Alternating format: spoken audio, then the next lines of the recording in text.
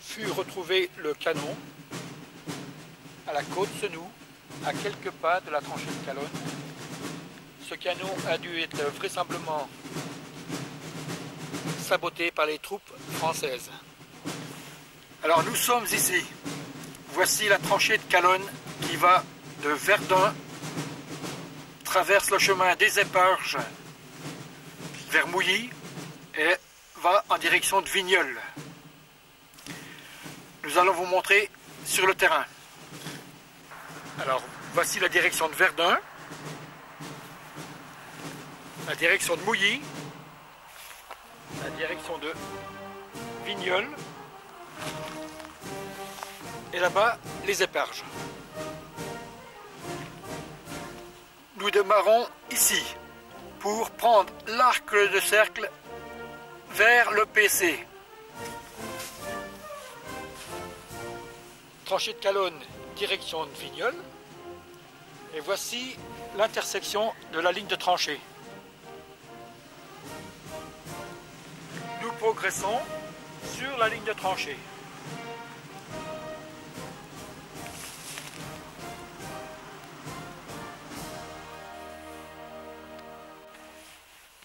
Toujours sur la ligne de tranchée. À ce point, on voit très bien que la ligne est courbe et revient sur le chemin des Éparges. La ligne de tranchée est vers le sud, le front.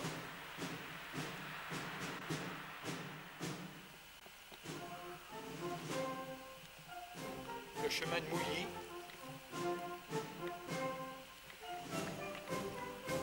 Tranchée de Calonne vers Verdun.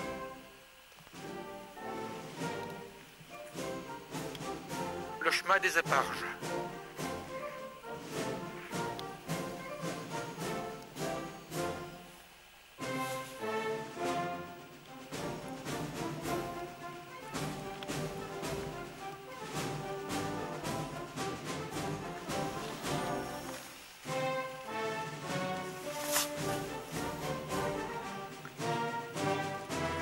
Et voilà la direction des Éparges.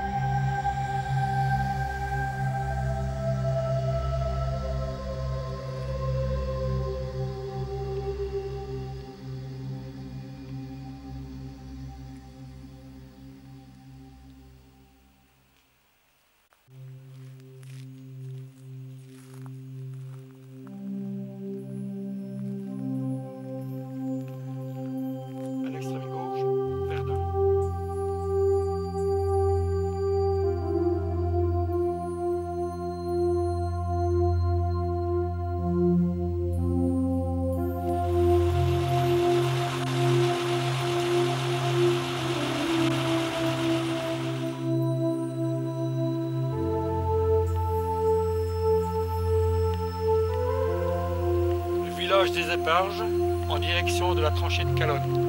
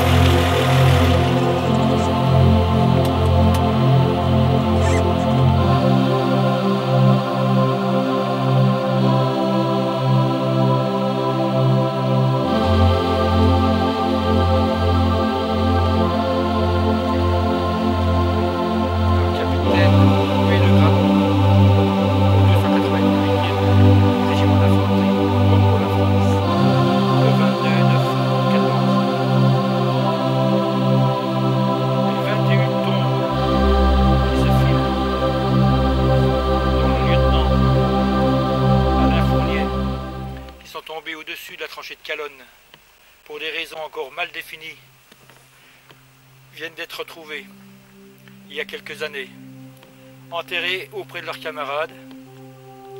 Ils reposent à Saint-Rémy-la-Calonne.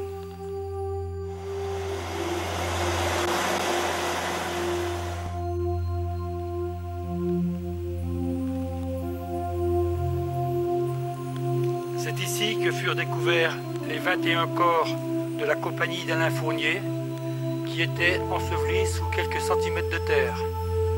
Quelques chaussures émergeaient des feuilles.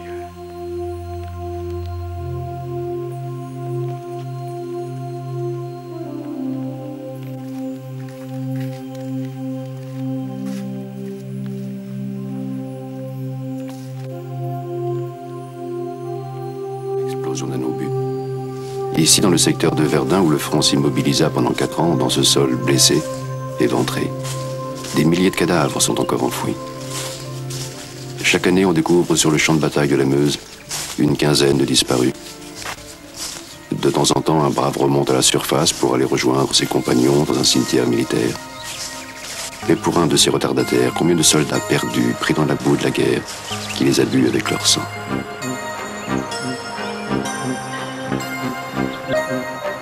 Paris, 2 août 1914. Comme le capitaine Boubet de Gramont et le sous-lieutenant Humbert, Alain Fournier part pour le front.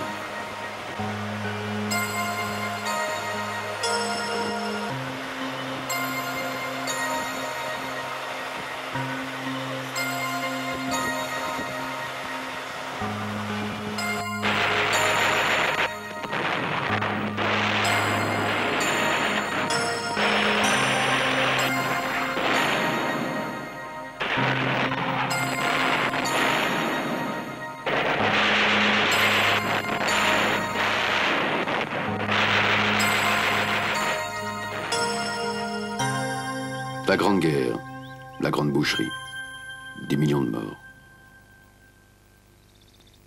Dès les premiers mois de 1914, les Français étaient déjà tombés par centaines de milliers, effarés sans doute que la guerre fraîche et joyeuse fût si cruelle et meurtrière. La mort les moissonnait si largement qu'ils en avaient perdu l'espoir d'une fulgurante victoire. En août, Péguy, l'enthousiaste, avait été tué. Un mois plus tard, les combats avaient fait 300 000 morts dans les deux camps. Les soldats n'écoutaient plus les jolis discours des poètes, les élans martiaux des embusqués et les va-t-en-guerre de l'arrière. À présent, les mensonges de la propagande, l'ordre terrible de Joffre aux armées qui exhortait les soldats à se faire tuer sur place plutôt que reculer, tout cela les effrayait autant que la peur de l'ennemi.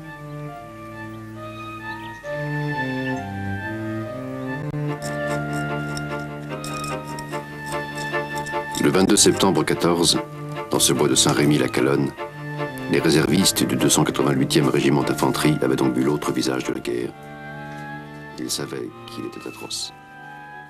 Ici, ce jour-là, 21 d'entre eux.